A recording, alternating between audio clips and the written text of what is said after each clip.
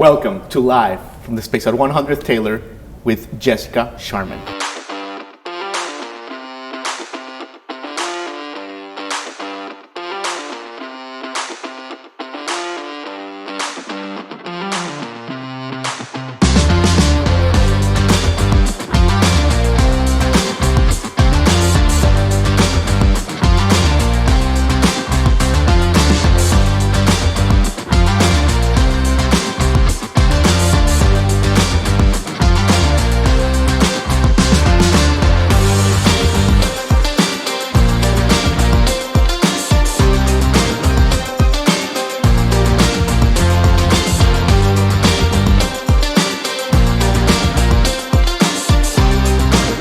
Hi Jessica. Hi Jamie, how are you? So excited to have you here. Oh, thank you for having me. For the past week I've been in Peachkit world, Jessica Sharman world. It is an exciting and beautiful world. How are you feeling? Are you stressed? Or? I am, it's an emotional journey. You know, there's highs, there's lows. Yes. But there's different genres. Yes. And I love it. And it's complex.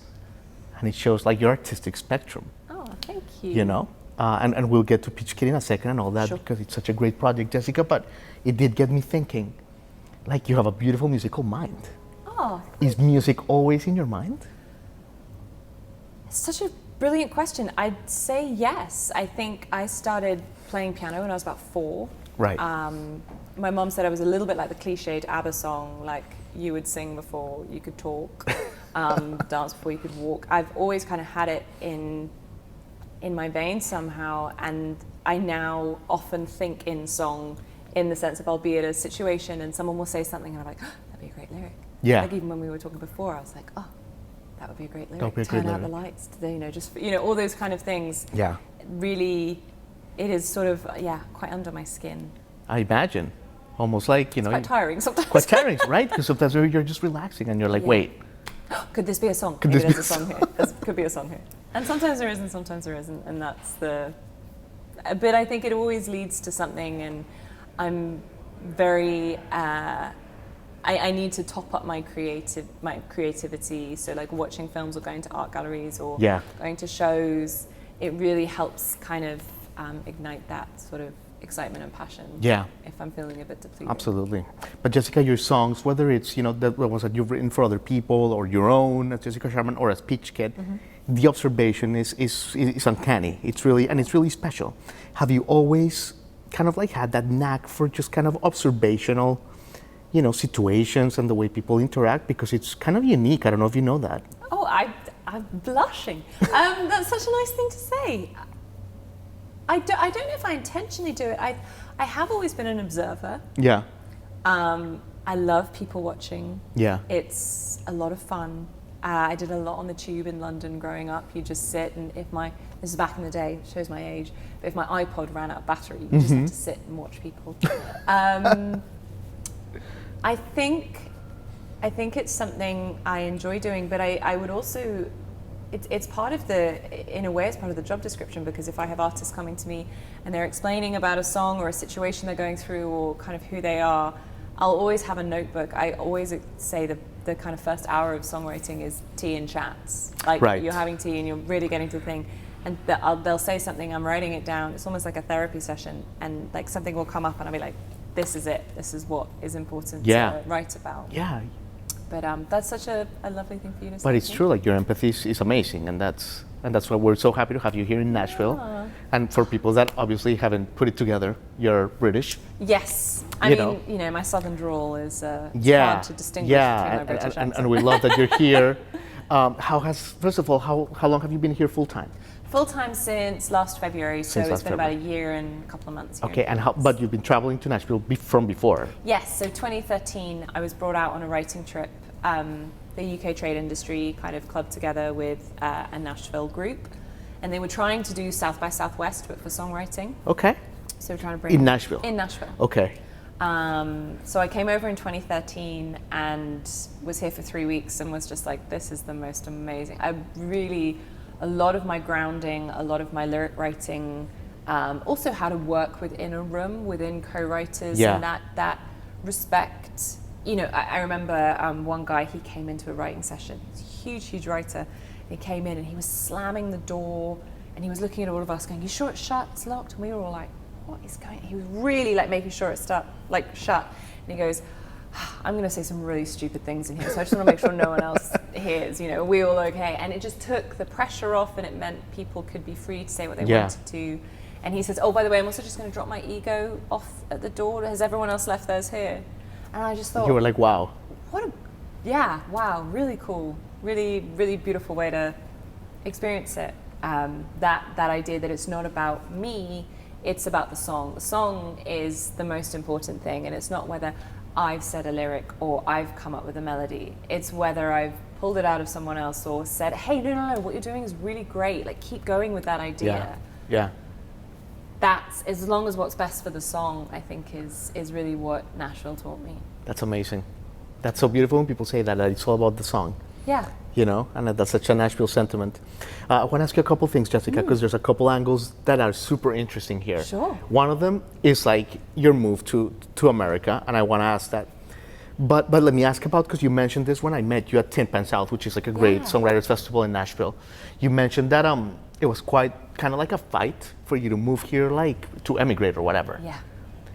What do you mean by that? How was that? Because a lot of people don't know when they're not from, It was tough. So in order for me to come to America and work here, I have to apply for a visa. It's called an O1 visa, which is, its actual name is Alien of Extraordinary Talent. Look at you. So, so you become this alien, but you have to prove, like my dossier or my document for the US government was 759 pages long. Yeah. And I had to prove everything that I'd done from the word dot, so from leaving music school, all the awards I'd won, all the things I'd been a part of. Right. It took about 4 months to kind of put together, and anywhere that had like written about me or any newspaper articles I had to get, and I had to photocopy, and I had to write what my kind of 3-year plan would be, and because the visa's for 3 years. And my husband and I were doing this at the end of 2019, and we got it all ready, and our wonderful attorney submitted it, and we got approved 14th of March 2020. Amazing. So that was right also before the day, pandemic, though, it was right? the day that everything shut down. Okay. So she calls us and she's like, "Good news, bad news? You've got a visa, the borders are closed and you won't be able to get here." Okay. And they didn't reopen until November 2021. Right. The first appointment we could get, because you have to then do, so you have the document that you put through, and then you have the embassy appointment, and you have to basically go and answer questions. And at that point, they can either go, "Yeah, actually, no, we need more evidence," or, so it's quite a lot rides on that interview as well. And the earliest appointment we could get was January. We go and we do the interview, and it all goes well.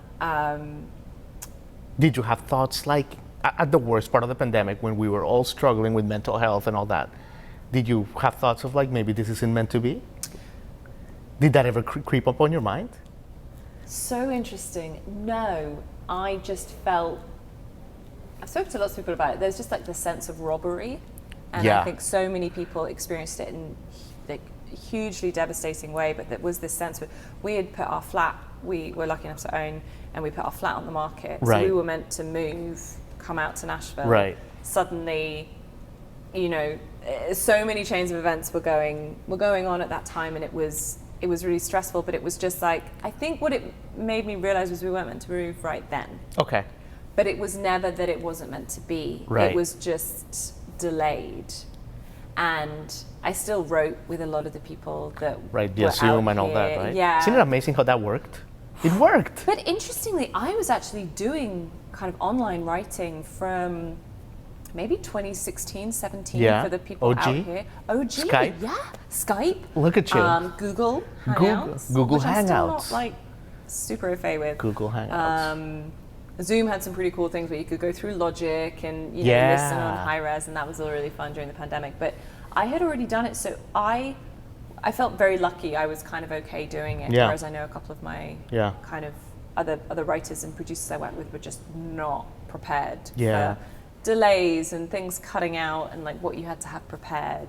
But I was talking to writing with artists and friends, and even just kind of catching up on FaceTime, and they were like, "You wouldn't want to be here right now. If you'd moved and the city had shut down, that would have been awful." Awful, yeah. So we were, stuck where we were. But the UK's lockdown was pretty bad. Yeah. I think. Well, we're glad you're here, Jess. Yes, I'm so glad to. Jessica, and when you finally moved as an artist, how was the, I don't want to say the shock, but like how was the, because one thing is coming to Nashville to visit and you do the songwriters thing and all that, but like once you're thrown in here and London is, and the UK is so beautiful, progressive country that I love, and you're thrown into this state that has, in some things it's really progressive, and in other things it's got like the southern connotations. Mm-hmm. How was that for you and your husband moving here with all that like kind of like weird culture? There was definitely, I think we weren't prepared for the cultural differences because we'd grown up on so much American culture as we saw it. Yeah. So lots of American music, lots of American TV and film. Right. It was like, oh, it's basically like the UK, but they have a cooler accent and it's warmer and there's super cool like fast food places. Right. And I think I was a bit more prepared than my husband because I had kind of come here back and forth. So I'd seen a couple of things and been like, okay, I must like keep a mental note to be mindful of those situations when they arise or just be more prepared for it. But we're both very interested in history, so we've kind of loved learning about the history of the South. Interesting it is. Nashville. That's one thing that it is. Yeah, it's very fascinating. I think in this past year, there have been quite a few things where we've been like, wow. Yeah. This is very different. Absolutely. And, but, rolling with it. And it was interesting when the absolutely horrific shooting that happened at the Covenant School, a lot of my friends and my family were like, you should come home or it's too scary out there. I was like, I've got to be here with my city. Yeah. Like it really felt like we wanted to rally. You're part of the city. We wrote to senators and just were trying to kind of be a part of a movement because it felt so much like home. Good for you, Jessica. Yeah. Let me ask you about your Peachkit project because it's great. I mean, you're such an amazing singer-songwriter, and your stuff is amazing, but your Peachkit thing is so interesting in its own right. First of all, I mean, sonically speaking, it's like a departure from kind of everything we found up to that point in your life. Is it because you always have got a little bit of like that pop sensitivity inside of you? I think for a long time, writing for others was what I did, and I was like, well, that's what I do, and that's. And I loved kind of diving into other people's worlds. And Peachkit was born out of lockdown. Yeah. When, as a songwriter, all of my income disappeared overnight because I made most of my... When people played your songs. Right. So, and I had a bunch of artists kind of doing, one was doing a world tour, others doing European tour, one had, supports with huge artists, and they all just disappeared. Yeah. And I thought, oh crumbs, what am I going to do? And... everyone had been banging on and on and on about owning masters, and that was the thing. And if you owned your masters and you released your own stuff, that's the thing to do. So I thought, all right then, let's try this master ownership. What does it involve? And I was like, okay, I'm going to have to sing these songs. And I was just kind of looking back through a catalogue. I was like, I could write some new ones. And I was just looking back through songs, and I was like, this was a really great one. The artist got dropped by the label, so it never got taken, or another artist went in a different direction, or the other artist got back together with the person they'd broken up with. Which it's such a crapshoot anyway, like what songs get picked and which ones become hits. It's kind of like, and it is so... It probably has amazing stuff just lying there for you. I think so many people, I really want to do like a hard drive party where songwriters and producers come together being like, I love this song, but it never got taken. And it would go on for days. That's a good idea. Yeah, we should do it. We'll try it. We'll film it here, but that's what Peachkit kind of brought out of. But the thing I was very nervous about was because I love writing for other people and I love producing for other people. I didn't want anyone to confuse me as like if they came over, they'd be like, "Oh, well, we're writing for you as an artist." Like, no, I very much love that part of my world. So Peachkit was anonymous for a period of time. Reminded me of Sia. Actually. Yes, it very much had like a Sia vibe to it, and I really was inspired by her element of going, I'm not going to let people judge me by how I look. And I had started seeing during the pandemic, on Instagram when we were all doom scrolling, all the artists that I'd followed because I liked their music and I liked what they were doing, they were all kind of taking pictures of their COVID cooking or their, them puzzles. Bikinis and them and doing this. And I was like, this isn't music. I'm, big... kind of 60s Laurel Canyon songwriting fan. And I was like, I want to hear, like, what do you feel about this? What's your writing about this? How does this make you feel? I want to know if I can, you know, kind of connect and relate to it. So I wanted Peachkit to kind of be the opposite of that and not be based on who I was dating or married to, what I was eating, what I was wearing. It was about the music, and it was trying to connect with people on that level. And yeah, so kind of see our marshmallow thing, just not being me. But it was, I tell you, it's really hard to create content online without your face. Yeah. My cat was my saving grace. Cat. My cat was my saving grace. I could just be like, okay, cat, people love cats. Yeah, and then sonically, I've had so many influences kind of growing up, and that was one of the reasons I became a songwriter, because I love so many different genres of music. Yeah, especially London. Really I mean, it's like the best, like the music that's come out of there and all that stuff. So I feel very lucky, and my parents played some wicked records when I was younger, and my sister actually did a year abroad in Canada, and she sent me back a load of kind of Canadian music. So yeah, it was just trying to go, what feels right in this moment, in this snapshot of time for this production, and how can we make it work? Amazing. You're being so good with your time, and I think you're going to play a song for us, Jessica. But let me ask you about, because you've always been on the cutting edge of tech, and I feel like you're on top of it. What's going on with AI? Oof. You know, hot potato there. What's a question? But like, you know, what's happening here? And I'm genuinely interested in coming it from you. Like, what's happening here? I had someone, I'm going to slightly defer this because I think this is the best way to describe it. If I'm being really honest, I was very scared of it. Yeah. And I felt really nervous by it. And it was this sudden kind of creeping fear of like, oh gosh, a computer's just going to take over our jobs and do it better than we will. But I heard someone at a talk the other day describe it. They said, it's like Tony Stark is the creative, and the suit is AI. You put them together and you have a superhero. Okay. But if you just have Tony Stark, you just have Tony Stark, and if you just have the suit, you have the suit with no one in it. Gotcha. But if you've got the two together, that's what makes things important. And I think it was really kind of inspiring for me to hear that, in the sense that it's not to be afraid of it, but it's to use it for good. Yeah. And I did dabble. I was like, oh, this ChatGPT, are they going to write songs for us, or how's it going to go? And I typed in like a couple of things, you know, can you write a song about this? And I pulled it up and I was like, no, that's crap, that's fine. Okay, we're all right for the minute. Yeah, maybe in like 6 months' time someone's gotten cleverer. But I think, I feel there's so much I can do from my laptop. You know, as a producer, it is wild. Like, I know you've, you know, interviewed and been a part of wonderful Bree Kennedy's journey, but we did her song Where I'm From. I had a tiny Apogee, I had my laptop, we recorded it in the loft of the Airbnb I was staying in 2019. Amazing. And had this kind of cool vocoder harmony thing, and we made it all just in that room in like 2 hours. And it's that like, amazing? That's so fun, and you would not have been able to, you know, if the tape had burned back in the day, or you couldn't get the studio fee. So I think there are really good things, but I do think that humans will hopefully prevail. the good ones. But I think it's interesting, and I think it's exciting to see how we can use it for good. I love it. Well, there's only one Jessica Sharman, so it's going to take a lot of Zuckerbergs to kind of come close to this. So thanks for coming, Jessica. So what are you going to play for us? I'm going to play the first Peachkit single, Love to Hate. Oh my God, fantastic. Can't wait.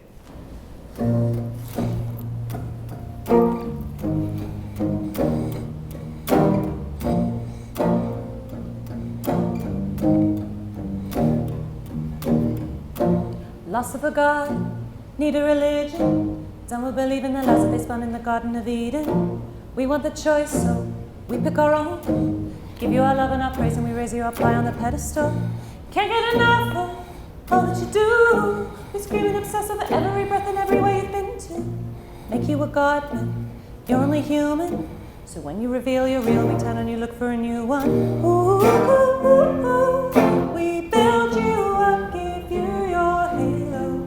Ooh, ooh, ooh, ooh. Just to tear you down with word tornadoes. Spit our pain like lemonade with a bittersweet that you need. It's a game we like to play. You can't bite the hand that feeds. Yeah, we love to hate you, love to hate you, love to hate, love to hate you, love to hate you, love to hate, love to hate you, love to hate you, love to hate, love to hate you, love to hate you. Look at the odds, no one can win them. Aiming so high but falling so low because of opinions that you never asked for, but we like to give. Our voices are louder than gunpowder screaming for someone to notice, so we can feel special. To tell you the truth, we're living a lie, we're seeing through eyes that we'll never see through. Beating the odds is how we get even. Wanted the blame for playing the game you pay for with freedom. Ooh, ooh, ooh, ooh. We build you up, give you your halo. Ooh, ooh, ooh, ooh. Just to tear you down with word tornadoes. Spit our pain like lemonade with a bittersweet that you need. It's a game we like to play. You can't bite the hand that feeds. Yeah, we love to hate you, love to hate you, love to hate, love to hate you, love to hate you, love to hate, love to hate you, love to hate you, love to hate, love to hate you, love to hate you. If you cry, we'll deny it, never ever our fault. If you cry, we'll deny it, never ever our fault. If you cry, we'll deny it, never ever our fault. If you cry, we'll deny it. Ooh, ooh, ooh, ooh. We build you up, give you your halo. Ooh, ooh, ooh, ooh. Just to tear you down with word tornadoes. Spit our pain like lemonade with a bittersweet that you need. It's a game we like to play. You can't bite the hand that feeds. Yeah, we love to hate you, love to hate you, love to hate, love to hate you, love to hate you, love to hate, love to hate you, love to hate you, love to hate, love to hate you, love to hate you. Amazing. Thank you, Jessica. So good. Oh, okay. We're gonna put